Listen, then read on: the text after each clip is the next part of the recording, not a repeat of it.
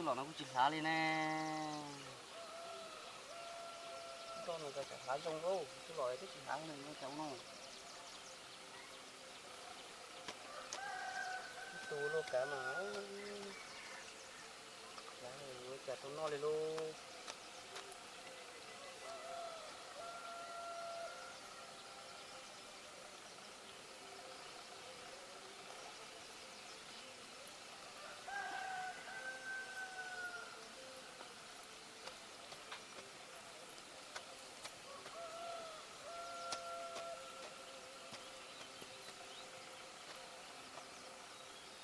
cái nhà cái tôi lo 그죠. cái muốn nó thế nào 이거 군요 시에 군라니 몽키 시서. này lo 이거는 잡혔어. cú lên chặt tép mà nó chén. ở bên hôm nọ có bò chắc có đã chỉ là na. ô cú tao đấy là thế cú chỉ không muốn chết này thế là cú chỉ tao xin chỉ là thế chỉ bao hơn nữa là chả tiền Đi lo. để các sản chết nữa lo Mà.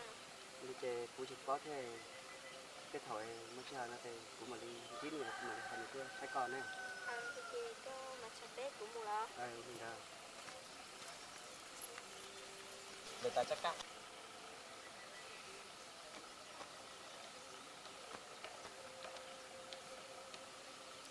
ô trời bây giờ liều bao nhiêu nó xia lên nè mua thì đã chỉ có chỉ hỏi nó